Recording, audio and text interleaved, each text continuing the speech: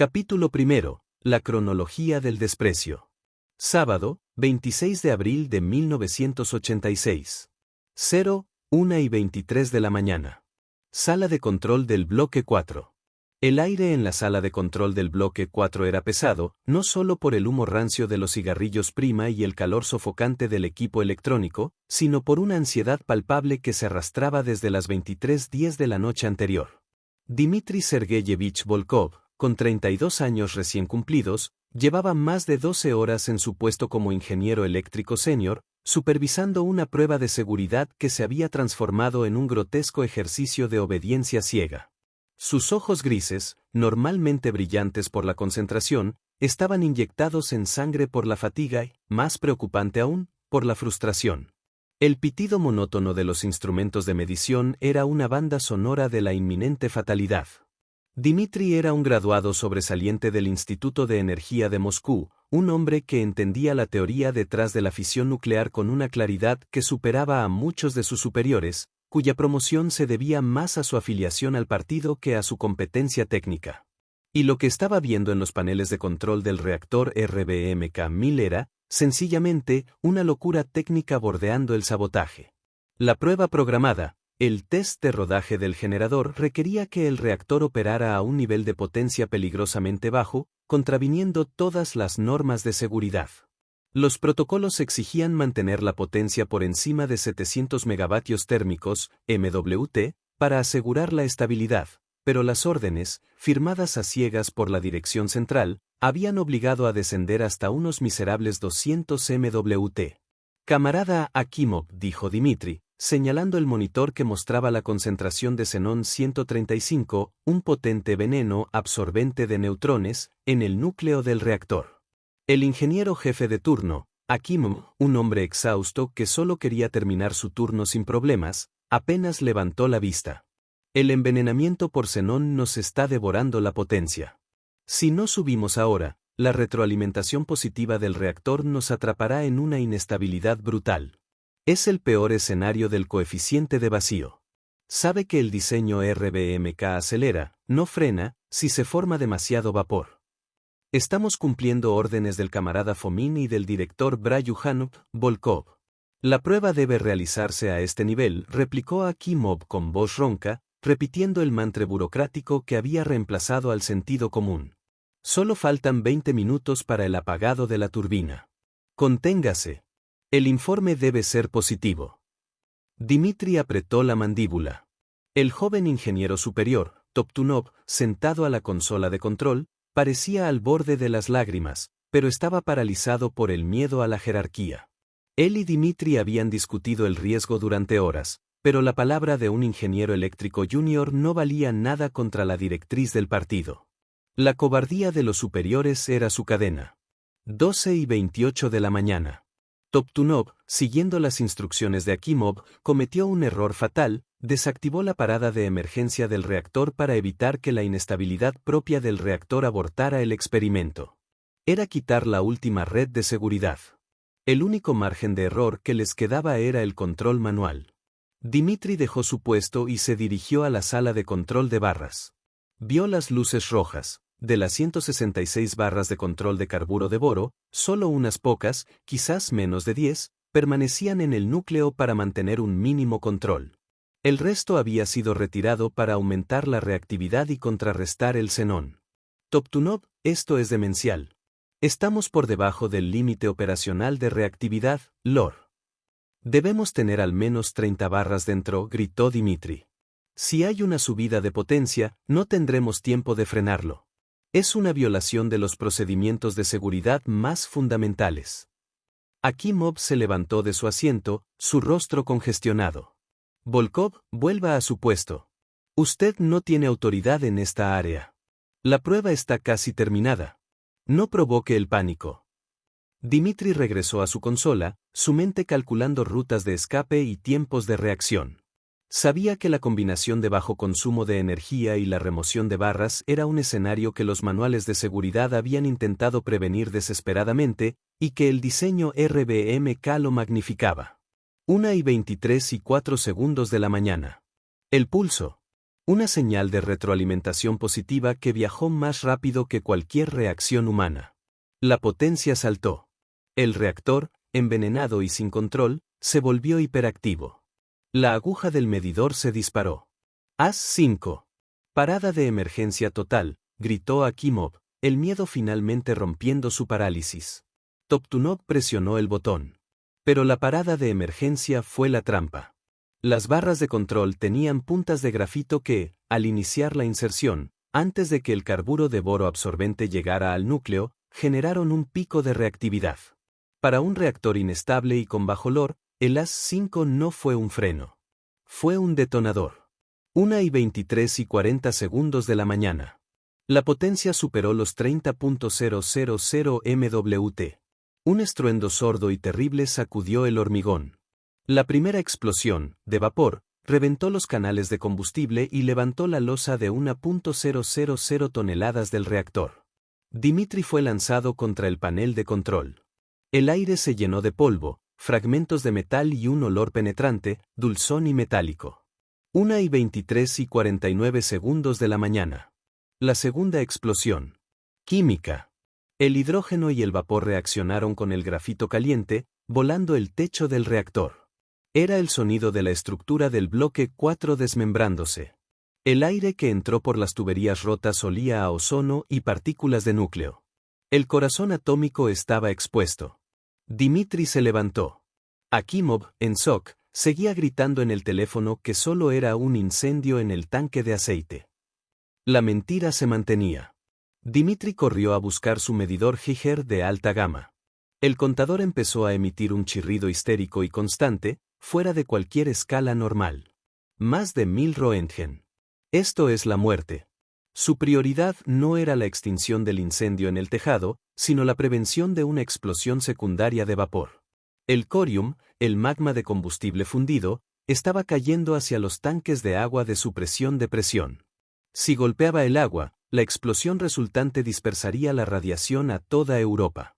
Tenemos que drenar las piscinas.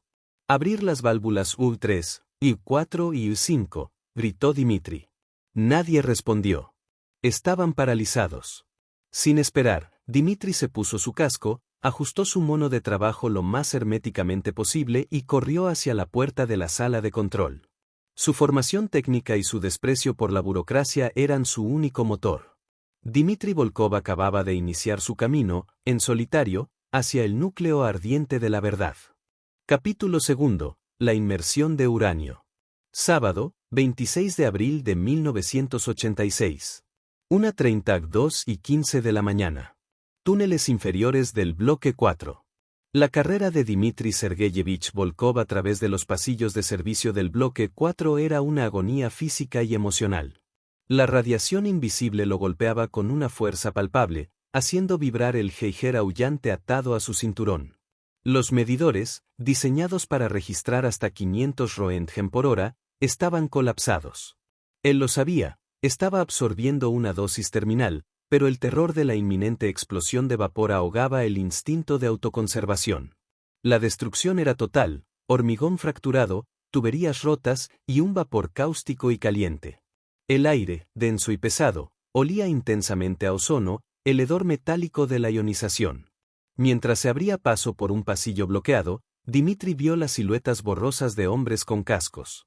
Eran los bomberos, los primeros en llegar desde Pripyat. Eran jóvenes, desorientados y fatalmente mal equipados.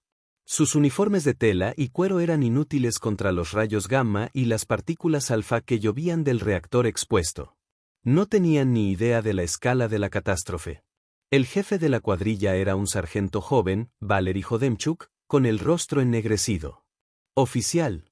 Soy el ingeniero Volkov. Soy electricista senior. Escúcheme, debe retirarse de aquí, gritó Dmitri, su voz forzada por la garganta seca. ¿Retirarme, camarada? Hemos recibido un informe de incendio en el tejado. El director Akimov nos ha ordenado contener las llamas, replicó Valery con la obediencia de un soldado. Akimov está diciendo mentiras para protegerse. El reactor ha explotado. No es un incendio, es el núcleo en el aire. Mire. Dmitri apuntó con su Geiger. El sonido era un chillido ininterrumpido. Esto es radiación. Una dosis letal en minutos. Sus hombres se están muriendo con cada respiración, camarada. Su misión es un suicidio inútil. Valery vio el rostro de Dmitri, que ya comenzaba a adquirir un tono rojo cereza, la quemadura radioactiva comenzando su trabajo. Vio la verdad brutal en el ingeniero. ¿Qué quiere, ingeniero?, preguntó Valery, bajando la manguera. La catástrofe que viene es peor. Debajo de nosotros están los tanques de agua de supresión de presión. El núcleo se está derritiendo, convirtiéndose en corium, en magma de combustible y grafito. Si ese magma cae sobre el agua, la explosión de vapor pulverizará el resto de la planta y dispersará la radiación a toda Europa, haciendo la Unión Soviética inhabitable. Necesitamos drenar esa agua. Ahora. Dmitri desplegó un plano arrugado del subsuelo. Las válvulas V3 están a unos 50 metros bajo el reactor. Los paneles de control remoto están fritos. Hay que operarlas manualmente. Es una zona de muerte, pero es la única forma de evitar la segunda explosión, la grande, que matará a millones. Valery miró a sus hombres, jóvenes e incomprensivos. Ya había 3 de ellos vomitando. La radiación era un enemigo invisible. Yo iré. Es mi deber elegir a los camaradas, dijo Valery con una resolución que impresionó a Dmitri. Escogió a 3 bomberos, incluyendo al joven e idealista Vladimir Pravik. Dmitri les dio sábanas empapadas para usarlas como filtros rudimentarios. Dmitri tomó la delantera. Descendieron por una escalera de servicio retorcida, hacia la oscuridad y la creciente temperatura. El túnel era estrecho, claustrofóbico, atascado con tuberías rotas. El contador Geiger de Dmitri era un tambor constante de terror. Aquí, camarada ingeniero. Agua, gritó Vladimir. El túnel estaba inundado con 1 metro de agua radioactiva, turbia y espesa. Era una señal de la catástrofe que goteaba desde arriba. Tenemos que pasar por el agua. No hay otra ruta. El corium está encima de nosotros, quemando el hormigón, dijo Dmitri. La inmersión fue un choque térmico. El agua tibia le quemaba la piel con la dosis de radiación. Se movía con la precisión de un autómata, guiado por su conocimiento técnico. Finalmente llegaron a la esclusa de la quinta 3. La válvula, una gigantesca rueda de hierro oxidado, era inmensa. No estaba diseñada para la fuerza humana. Aquí está. La quinta 3. Esta es la más importante. Si la abrimos, el nivel de las piscinas caerá drásticamente, jadeó Dmitri. El aire era sofocante. Valery, Vladimir y Dmitri se aferraron a los radios. El óxido y la presión del agua bloqueaban el mecanismo. ¡Más! ¡Empujen! Por sus familias, camaradas. ¡Empujen!, gritó Dmitri, sintiendo como sus músculos se desgarraban. El tercer intento, con un esfuerzo sobrehumano, logró mover la válvula 1/4 de vuelta. Dmitri cayó de rodillas, el mareo lo golpeó. Sigan. Sigan sin mí. Yo me quedo a confirmar la quinta 4 y UE5, gritó Dmitri, escupiendo un líquido espumoso. Valery y Vladimir, con lágrimas en los ojos, continuaron girando. Finalmente, con un chirrido agudo, la válvula cedió. Un rugido de agua liberada resonó. El nivel del agua en el túnel comenzó a bajar rápidamente. La segunda explosión de vapor había sido neutralizada. Dmitri sintió una paz indescriptible. Había cumplido su misión. Váyanse. Vladimir. Valery. Ascenso. Inmediatamente. Yo me encargo del resto. Valery y Vladimir, al límite, obedecieron la orden de su superior técnico. Se retiraron, dejando a Dmitri solo en la oscuridad, bajo el corazón fundido del reactor. La paz de la muerte lo acogía. Capítulo 3. La alarma de Pripyat. Sábado, 26 de abril de 1986. 2:30, 4 de la mañana. Hospital de Pripyat y bloque 4. La oscuridad en el túnel inferior se cerró sobre Dmitri Sergeyevich Volkov como un sudario. Su mente, sin embargo, se negaba a ceder.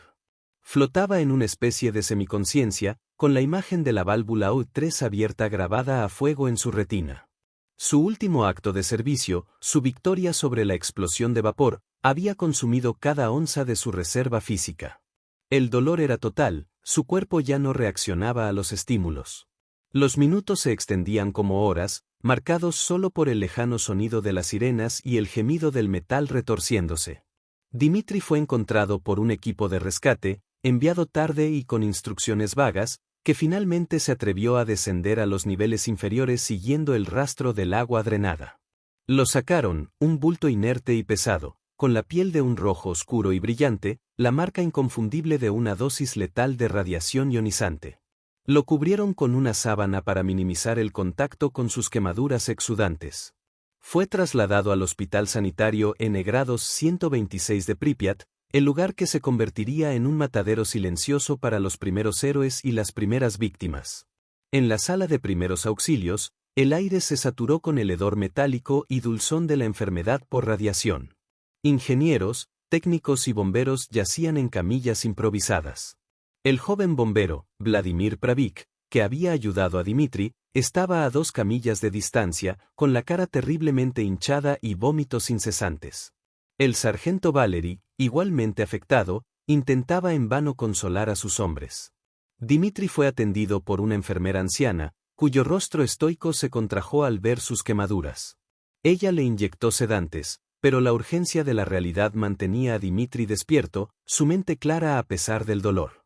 La ciudad, han evacuado, logró susurrar, su garganta seca. La enfermera no lo miró.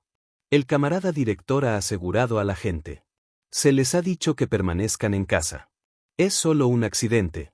Un incendio. No hay peligro, repitió el mantre oficial, mientras sus manos temblaban al limpiar la piel de Dimitri. Ella sabía, al ver a sus pacientes, que la mentira del partido era una tortura psicológica añadida al tormento físico. Dimitri sintió un brote de ira que quemaba más que la radiación. La ciudad de 50.000 habitantes, a 2,7 kilómetros del infierno, estaba durmiendo o, peor aún, saliendo a observar la curiosidad del incendio desde el tristemente célebre Puente de la Muerte. El viento radioactivo se llevaba las partículas de uranio y grafito directamente hacia sus hogares, sus pulmones, sus niños. Era un crimen de la arrogancia soviética, que valoraba la estabilidad política por encima de la vida de sus ciudadanos. Haciendo acopio de una fuerza que no sabía que le quedaba, Dimitri se incorporó en la camilla. El movimiento le provocó una oleada de náuseas, pero ignoró el dolor. Tenía que romper la cadena del silencio. La central de radio. ¿Dónde está la central de radio del hospital?, exigió saber. La enfermera, asustada, señaló una puerta al final del pasillo. El hospital estaba en un caos controlado, lo que significaba que la burocracia estaba colapsando bajo el peso de la realidad. Dimitri se arrastró fuera de la camilla. Sus piernas eran como algodón empapado, pero la determinación era un motor de fisión. Se apoyó en las paredes, sorteando el revoltijo de equipos y el personal médico exhausto. Llegó a la pequeña sala de radio. Estaba vacía, solo con un aparato de transmisión de baja frecuencia y un micrófono diseñado para comunicaciones internas o avisos de emergencia locales. Encendió el transmisor. El zumbido eléctrico de la puesta en marcha fue el sonido más hermoso que había escuchado. Su mano temblaba incontrolablemente, pero logró levantar el micrófono. Sabía que al hacer esto, estaba firmando su propia sentencia de muerte, no solo por la radiación, sino por traición al Estado.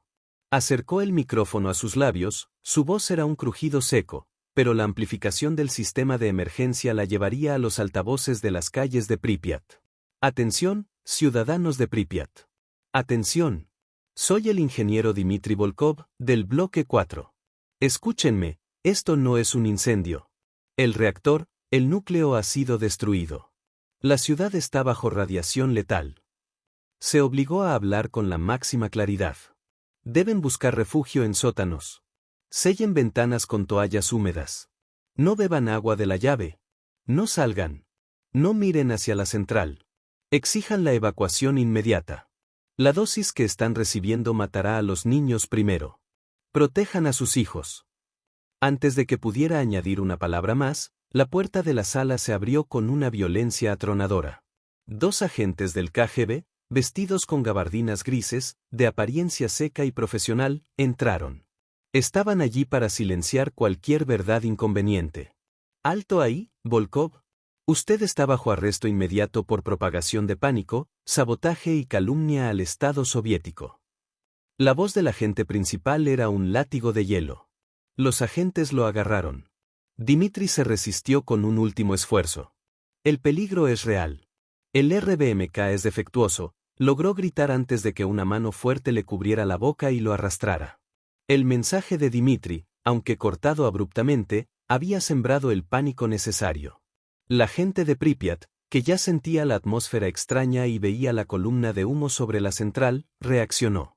Los rumores de la alarma del ingeniero se propagaron como el viento, forzando a los líderes locales a contactar desesperadamente a Kiev y Moscú. Minutos después de su captura, la presión popular y el colapso del control obligaron a la cúpula a movilizar los autobuses de evacuación. El acto de traición de Dmitri había iniciado la salvación de la ciudad. El costo, lo sabía, sería su vida y la aniquilación de su memoria por parte del Estado. Capítulo 4. Moscú bajo la mentira. Sábado, 26 de abril, domingo, 27 de abril de 1986. Traslado de Pripyat a Moscú. Hospital Clínico N grado 6. El viaje de Dmitri Sergeyevich Volkov desde el Hospital N grado 126 de Pripyat hasta el Hospital Clínico N grado 6 de Moscú fue una pesadilla borrosa de dolor y sedación. Fue transportado en un avión militar, aislado de los demás ingenieros y bomberos. No viajaba como paciente, sino como prisionero político. Su acto de verdad en la radio de emergencia había resonado en los pasillos del Politburó, y Moscú, ahora consciente de la magnitud del desastre, necesitaba urgentemente un relato que protegiera el honor de la tecnología soviética y silenciara la verdad del diseño RBMK. Al llegar a Moscú, fue inmediatamente puesto bajo estricta vigilancia del Comité de Seguridad del Estado, KGB.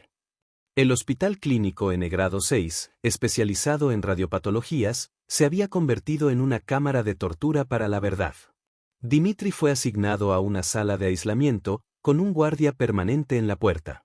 Su cuerpo, ya hinchado y cubierto de quemaduras de radiación que se tornaban rojizas y violáceas, era una evidencia irrefutable de la dosis absorbida, una dosis que gritaba zona cero. A primera hora de la mañana del domingo, 27 de abril, mientras Pripyat era evacuada, la puerta de la sala de Dmitri se abrió para recibir a su inquisidor. Entró el coronel Yuri Alexeyevich Volkov, una coincidencia de apellido que a Dmitri le pareció macabra, un hombre del KGB de mediana edad con una mandíbula cuadrada y ojos fríos, que vestía un impecable uniforme verde oliva, ajeno a la suciedad radiactiva del mundo exterior. Llevaba una carpeta roja bajo el brazo. El coronel Yuri se sentó en una silla de metal junto a la cama, sin mostrar la menor empatía por el paciente moribundo. Dmitri Sergeyevich, comenzó el coronel, su voz profunda y carente de inflexión, su expediente lo describe como un ingeniero brillante y leal. Su insubordinación en el hospital de Pripyat nos dice lo contrario. Ha causado pánico y ha puesto en duda la eficacia de nuestro sistema de seguridad. Ese tipo de disidencia no será tolerada, punto. Dmitri intentó hablar, pero solo logró toser con violencia. La enfermera de turno le ayudó con un sorbo de agua. Yo salvé a Pripyat. Ustedes los estaban condenando. El coronel Yuri sonrió, una mueca cruel y condescendiente. Usted se está muriendo, Sergeyevich. Y los hombres que lo rescataron y que murieron en el túnel, Valery y Vladimir, serán declarados héroes del trabajo socialista. Por haber seguido las órdenes de su superior. Su acto, en cambio, será considerado un arrebato febril por la exposición. Un fracaso de nervios. El coronel extrajo una serie de documentos de la carpeta. El partido necesita una narrativa coherente. La culpa debe recaer en la negligencia operacional de Akimov y Toptunov, no en un diseño inherentemente defectuoso. El mundo occidental ya está usando este accidente para socavar nuestra superioridad tecnológica. Necesitamos controlar la narrativa interna, Volkov. Necesitamos estabilidad. Y usted es la última pieza que falta. ¿Ustedes saben que el A5 tiene una punta de grafito?, balbuceó Dmitri, su aliento apestando a metal. Ustedes saben que es un defecto, que la prueba fue forzada por Fomin y Bryukhanov. El coronel Yuri golpeó la cama con el puño. ¡Cállese! Yo no he venido a discutir física o responsabilidades internas, sino política. Akimov será declarado negligente por operar con bajolor. Toptunov será el cómplice por desactivar el sistema de emergencia. Y su acto, Volkov, su acto de drenar la quinta 3, será reescrito. Se dirá que usted, actuando por órdenes de Akimov, intentó mitigar el desastre causado por el error de sus superiores, asumiendo su parte del riesgo. El coronel le deslizó una declaración escrita sobre la manta. Era una confesión pulcra y mecanografiada, la versión oficial de los hechos. Firme esto. Declarará que el drenaje de las piscinas fue realizado bajo las últimas órdenes conscientes del ingeniero jefe Akimov. Esto transformará su insubordinación en un acto de heroísmo operacional póstumo, bajo el mando legítimo, y su mensaje de radio será borrado. Si no lo hace, su madre en el pueblo nunca recibirá la pensión estatal de apoyo por accidente, y usted morirá como un traidor al Estado, un enemigo del pueblo que intentó sembrar el pánico. El chantaje era despiadado. La radiación lo estaba destruyendo, y el dolor era insufrible. Dmitri cerró los ojos. Sabía que al firmar, la mentira sobre el diseño del RBMK continuaría, pero la vida de su anciana madre y el reconocimiento de los bomberos Valery y Vladimir estarían garantizados. ¿La verdad? Logró decir Dmitri, con la mirada fija. La verdad es que la Unión Soviética es fuerte, Volkov. Usted puede elegir morir como un mártir político, o morir protegiendo a su familia. Elija sabiamente. El tiempo se acaba.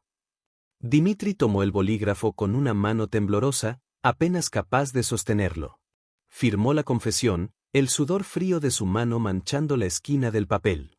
El coronel Yuri tomó el papel con satisfacción, la expresión de un hombre que ha cerrado un trato sucio. La verdad técnica de Chernóbil había sido encarcelada por una simple firma. Bienvenido de nuevo a la verdad, camarada Volkov, dijo el coronel Yuri. El tratamiento continuará. Usted ha hecho lo correcto por la patria. Al salir el coronel, Dmitri sintió un vacío abrumador. Había salvado miles de vidas, pero ahora moriría en el silencio de una mentira de Estado. Capítulo 5. El fantasma de la piel roja. Domingo, 27 de abril, miércoles, 30 de abril de 1986. Hospital Clínico en Grados 6 de Moscú. Los días siguientes a la visita del coronel Yuri se fundieron en un tormento de dolor y aislamiento para Dmitri Sergeyevich Volkov. Su cuerpo era ahora una cáscara en descomposición, la piel, inicialmente roja e hinchada, comenzaba a ampollarse y a desprenderse en láminas, revelando la carne viva debajo. Los médicos y enfermeras, envueltos en batas y guantes estériles, lo trataban con una mezcla de horror profesional y compasión silenciosa. Dmitri ya no era un hombre, sino un fantasma de piel roja, una evidencia viva de lo que el sistema intentaba negar. El tratamiento paliativo era una farsa. Las transfusiones de sangre y médula ósea eran inútiles ante la aniquilación total de su sistema inmunológico. El KGB lo había condenado a la mentira, y su cuerpo lo había condenado a la muerte. La única figura que rompía la monotonía vigilada era la doctora Helena Ivanova, una hematóloga especializada en su caso. Helena era una mujer de unos 40 años, con ojos agudos y una serenidad que parecía impermeable al caos del hospital. A diferencia de los demás, ella no mostraba miedo ni asco ante el deterioro de Dmitri. Él notó que, mientras le inyectaba analgésicos o tomaba muestras de sangre, sus ojos se demoraban en los detalles técnicos de su sufrimiento, buscando la verdad que el papeleo negaba. Era una científica con una conciencia atormentada. Una tarde, mientras la guardia del KGB cambiaba y la sala caía en un breve silencio, Dmitri reunió todas sus fuerzas para hablar. «Doctora Ivanova», susurró, su voz era un estertor sibilante. «El informe que le dieron es una mentira dictada. La quinta 3 no fue orden de Akimov. Fue mi decisión y mi acción. Yo salvé a Europa de la catástrofe total». Helena continuó ajustando el goteo intravenoso, pero sus movimientos se tensaron. Ella no lo miró, sabiendo que las paredes podían tener oídos. «Dmitri Sergeyevich, usted necesita descansar. No hable de los reportes de la comisión. No es bueno para su recuperación. No hay que provocar al coronel Yuri». «No hay recuperación», replicó Dmitri con una certeza brutal. Usted lo sabe. He recibido al menos 10.000 Roentgen. Estoy aquí para morir, y para dar una coartada al partido. Pero mi verdad, no morirá conmigo. Hizo una pausa para tomar aliento, el dolor punzante en sus huesos. Helena finalmente levantó la vista. Vio en los ojos supurantes de Dimitri no a un loco, sino a un hombre desesperado por la redención moral. Hay dos verdades que deben sobrevivir, continuó Dimitri con dificultad. La primera, yo drené el agua de la quinta 3 y yo envié la alerta por radio. Fui yo, no Akimov. Yo revertí el desastre humano. Y el bombero Vladimir Pravik, él me ayudó. Que él se lleve el honor oficial. Yo solo quiero que se sepa la verdad. La segunda verdad es el diseño, insistió Dimitri. El coeficiente de vacío negativo, la punta de grafito de las 5. El RBMK es inherentemente defectuoso. El mundo, los ingenieros, el partido, deben saberlo. Para que no vuelva a suceder. Los demás reactores RBMK deben ser modificados inmediatamente. El secretismo los va a matar a todos. Helena dudó. Ella era una científica, y la idea de que un defecto de diseño estuviera oculto por razones políticas era una afrenta a su juramento. El peso de esta revelación la aplastó. Dimitri notó su vacilación y aprovechó el último vestigio de su lucidez. Doctora Ivanova, usted es la única persona que ha visto el grado real de mi exposición. Usted es la única que sabe que estoy muriendo por la verdad. Mi apartamento en Pripyat, cerca del centro. El número 5, bloque 3. La llave de mi taquilla está en mi uniforme, en el armario. El KGB se llevó mi billetera, pero no revisaron mis cosas personales con cuidado. No puedo arriesgar mi vida y mi carrera, susurró Helena. No pido que la use ahora. Pido que la guarde. Que espere. Cuando el sistema sea débil, cuando la gente se atreva a preguntar. En la cocina de mi apartamento, detrás del reloj de pared, hay una nota.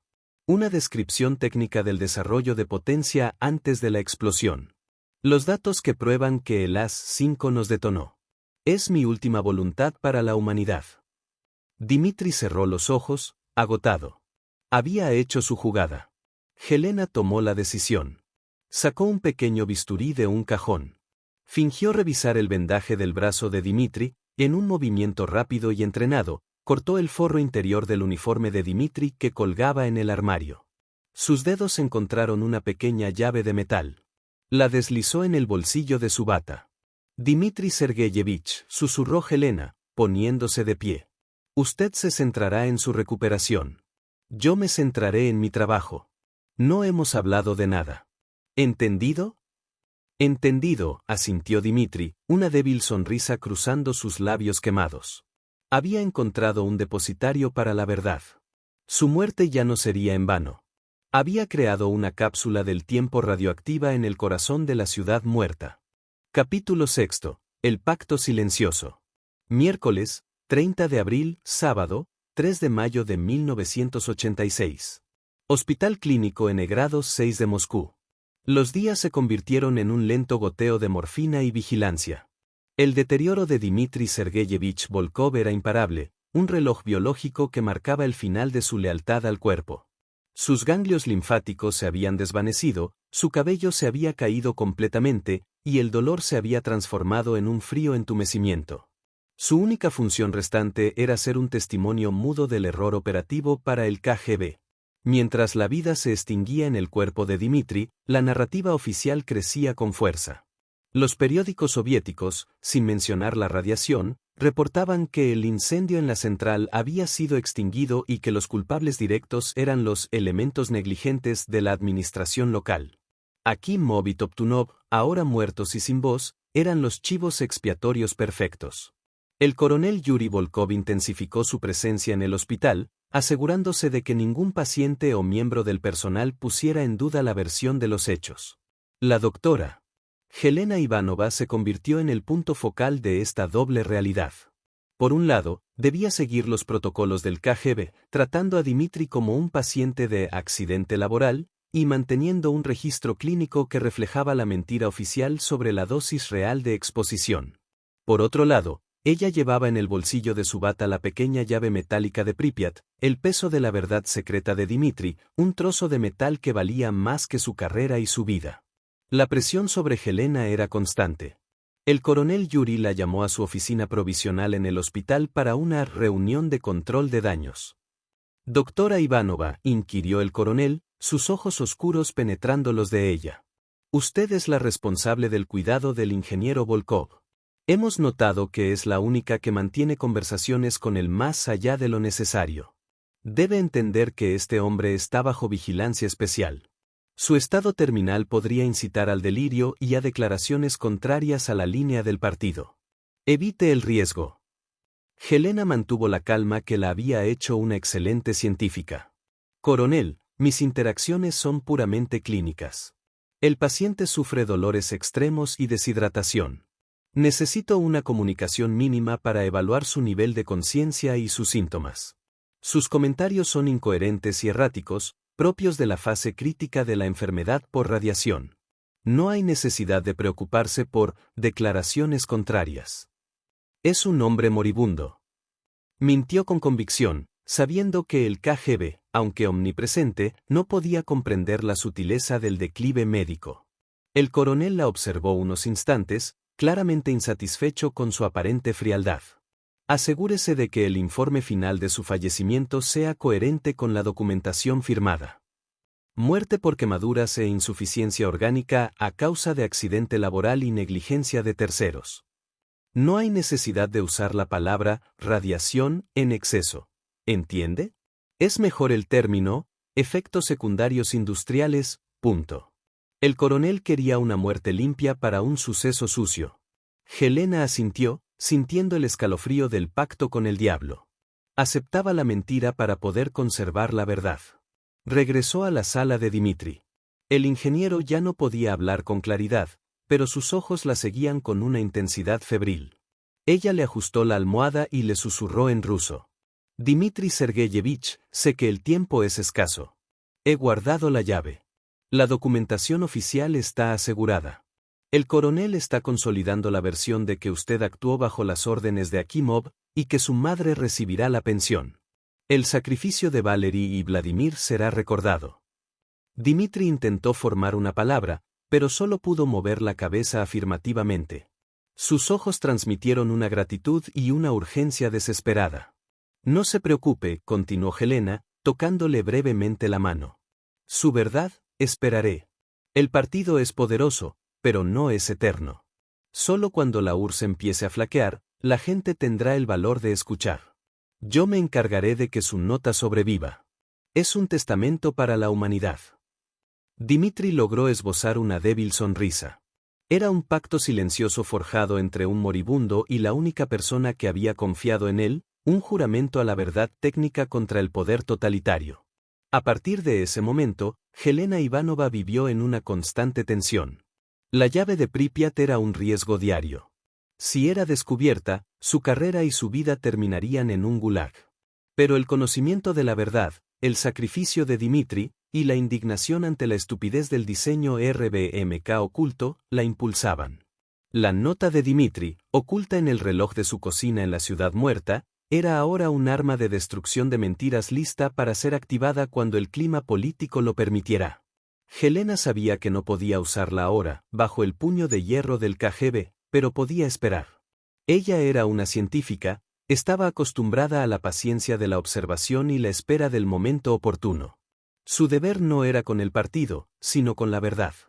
Capítulo 7. La muerte del ingeniero. Domingo, 4 de mayo de 1986. Noche.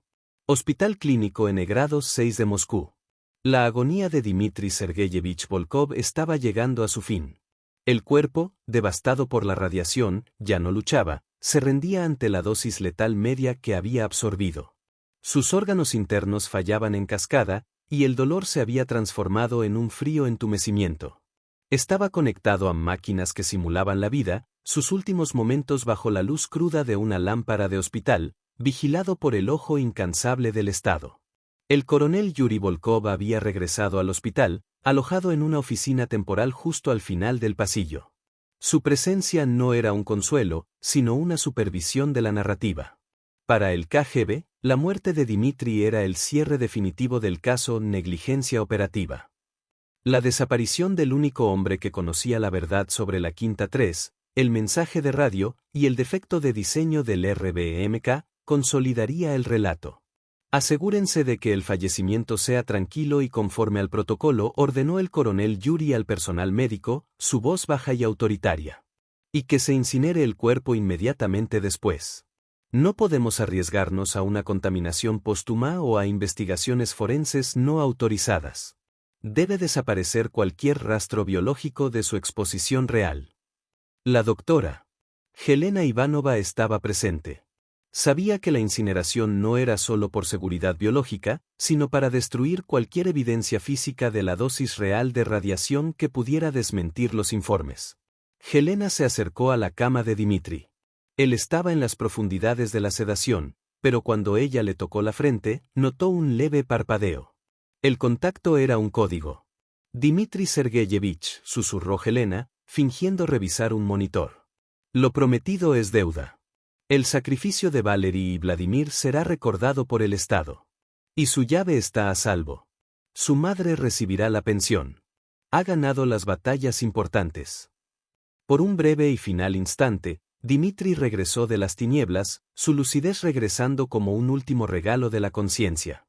No podía hablar, pero sus labios secos se movieron en una articulación silenciosa y desesperada, RBMK. V3. Era su última palabra, la identificación de la tecnología defectuosa y su acto de heroísmo, un susurro que solo Helena podía entender y guardar. Cerró los ojos. Su respiración se hizo superficial, el pulso se ralentizó. La vida de un brillante ingeniero, dedicada a la ciencia y la verdad, se apagó. 23:45 hora de Moscú. Los monitores emitieron un tono largo y plano. El ingeniero eléctrico Dmitri Sergeyevich Volkov, de 32 años, que había salvado a miles de personas de una aniquilación radioactiva total, murió en la cama de un hospital, con el nombre de sus supuestos culpables en la boca, y su heroísmo técnico sellado por el silencio y la mentira. El coronel Yuri entró en la sala, su rostro impasible. Certifiquen la hora. Y el informe final debe estar en mi escritorio en 1 hora. Con la causa de la muerte exacta que acordamos. Sin demoras. Helena firmó el certificado de defunción, su pluma temblando. Escribió la causa oficial dictada por el coronel, insuficiencia orgánica aguda y trauma térmico y químico severo resultante de un accidente industrial, ocultando el genocidio celular causado por la radiación ionizante. Era la última de sus muchas mentiras necesarias. El cuerpo de Dmitri fue envuelto y etiquetado para su inmediata incineración, borrando su rastro físico de la historia soviética. En el archivo secreto del KGB, Dmitri Volkov quedaría registrado no como un héroe, sino como un ingeniero con tendencias disidentes y un historial de difusión de pánico en sus momentos finales. Su confesión firmada, culpando a Akimov, fue el último servicio que le prestó al Estado, un servicio que aseguró la pensión para su anciana madre y el honor para los bomberos Valery y Vladimir, cuya versión heroica sería la única que se enseñaría al pueblo. Esa noche, mientras el humo de la incineración de Dmitri se elevaba sobre Moscú, Helena Ivanova regresó a su pequeño apartamento. Sacó de su bolsillo la llave de Pripyat, fría al tacto. Era una llave para la verdad oculta, esperando el momento de la historia en que el puño de hierro se aflojara lo suficiente para permitir que una pequeña nota escrita por un ingeniero muerto se convirtiera en un grito de guerra contra la mentira. Su deber ahora era la paciencia. Capítulo 8. La carga de la verdad. 1986-1990. Moscú y Kiev. La larga espera de Helena. El tiempo que siguió a la muerte de Dmitri fue una prueba de resistencia para la doctora Helena Ivanova. Su vida se convirtió en un acto de equilibrio precario entre la verdad que custodiaba y la mentira que la rodeaba. El caso Chernóbil se cerró oficialmente, con la condena pública de los ingenieros fallecidos y la condecoración de los bomberos caídos, entre ellos Vladimir Pravik. La narrativa del partido era de negligencia heroicamente mitigada. Helena fue transferida a un hospital en Kiev, un movimiento que ella había solicitado para alejarse del ojo vigilante del KGB de Moscú, pero que también la acercaba a la llave de su conciencia, la ciudad de Pripyat. En Kiev, se dedicó a tratar a los liquidadores y a las víctimas de la radiación, viendo de primera mano las consecuencias a largo plazo de la verdad oculta. Sus pacientes sufrían de leucemia, cataratas por radiación y un sinfín de enfermedades inmunológicas, todo etiquetado en los informes médicos como enfermedades relacionadas con la contaminación atmosférica o problemas preexistentes. La doctora Ivanova se especializó en hematología, la ciencia de la sangre que tan brutalmente había fallado a Dmitri. Cada vez que veía un recuento de glóbulos blancos en declive o un daño cromosómico, recordaba el rostro de Dmitri, el fantasma de piel roja y el peso de su juramento. El coronel Yuri no desapareció del todo. A pesar de la reestructuración del KGB, mantuvo una posición de influencia en la seguridad estatal. En una ocasión, se encontró con Helena en una conferencia médica en Leningrado. Doctora Ivanova la saludó con una frialdad cortés. Es bueno verla. Me alegra que haya encontrado su camino de regreso al servicio. Su trabajo en Kiev es crucial para la moral del pueblo. Un buen cuidado demuestra la superioridad de nuestro sistema social, incluso después de un accidente tan grave. Helena le devolvió una sonrisa profesional. Mi deber es con la ciencia y con la salud de los ciudadanos, coronel. Mis informes se adhieren estrictamente a la documentación oficial proporcionada por la comisión. El coronel Yuri entrecerró los ojos. Excelente. La historia de Chernóbil está escrita, doctora. No hay necesidad de reabrir heridas antiguas con teorías de conspiración o tecnología fallida. El RBMK es un reactor sólido. La falla fue humana. No lo olvide. La amenaza era clara. Pero para 1989, la atmósfera en la URSS estaba cambiando. Las protestas se hicieron más comunes. La gente en los países satélite exigía libertad. La política de glasnost de Gorbachov se había convertido en un torrente que él no podía controlar. Los periódicos hablaban abiertamente de los problemas del sistema, de la escasez y la ineficiencia. Helena comenzó a preparar su plan. Consultó a un antiguo profesor de física en la Universidad de Kiev, sin revelarle la existencia de la nota, preguntándole sobre la viabilidad de un defecto en el AS-5 del RBMK. El profesor, un hombre viejo y cansado de la mentira, confirmó sus sospechas. Sí, Helena. Es la paradoja. El grafito en las puntas de las barras. Lo sabíamos. No era un secreto entre los físicos. Era un secreto de Estado. El conocimiento técnico de Dmitri no era una locura. Era la verdad que el sistema había silenciado para evitar un costo de miles de millones de rublos en modificaciones y la admisión de un error ideológico fundamental. El plan de Helena tomó forma. No podía ir a las autoridades, sino directamente a los nuevos medios de comunicación que estaban surgiendo. Debía esperar la caída de la URSS. La nota de Dmitri no era solo un documento, era un acto de disidencia científica. Durante años, la pequeña llave de metal, la llave de un apartamento vacío en la ciudad muerta, fue la carga más pesada de Helena. Sabía que al revelar la nota, su vida, y quizás la de su familia, estaría en peligro. Pero el rostro de Dmitri, el recuerdo de su último susurro, le recordaba que la vida que había salvado al evitar la explosión de vapor valía menos que la vida que podía salvar al exponer la verdad sobre el diseño RBMK. La verdad era un escudo nuclear para el futuro. Epílogo, la revelación. Otoño de 1991. Kiev, Ucrania. Y Pripyat, zona de exclusión. 5 años de silencio se habían acumulado sobre la mentira de Chernóbil. La narrativa oficial, cimentada en la negligencia de los ingenieros ya fallecidos y el heroísmo fabricado por el Estado, se mantuvo gracias al KGB. Pero el otoño de 1991 marcó el final de la larga y dolorosa agonía del Imperio Soviético. Después del fallido golpe de Estado de agosto, la bandera roja fue arriada en Moscú. Las repúblicas soviéticas, incluida Ucrania, se apresuraban a declarar su independencia. El KGB estaba en desorden, sus prioridades cambiadas de la ideología al caos de la supervivencia política. Helena Ivanova supo que era el momento de honrar su pacto silencioso. Aprovechando su posición y la fragmentación del poder, Helena obtuvo permisos especiales para ingresar a la zona de exclusión de 30 kilómetros alrededor de Chernóbil. En un automóvil soviético destartalado, se dirigió a Pripyat, la ciudad fantasma, ahora un escalofriante monumento a la arrogancia humana. El miedo al castigo del Estado había sido reemplazado por el miedo a la radiación persistente. La ciudad era silencio y óxido. Edificios de hormigón tragados por la vegetación. Helena localizó el bloque 3, apartamento N grado 5, el hogar de Dmitri. La puerta no estaba forzada. Usó la pequeña llave de metal. El apartamento era un museo de la vida soviética congelada, una taza a medio beber, un libro de física nuclear abierto, el polvo radioactivo cubriendo todo.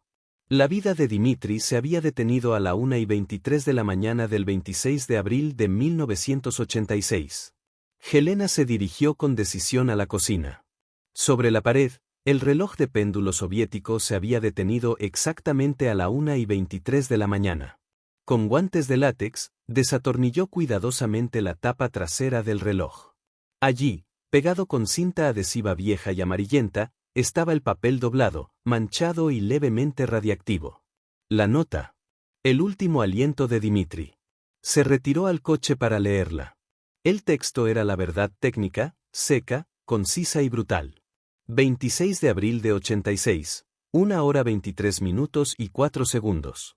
Potencia 200 MW, límite de reactividad operacional violado por órdenes superiores.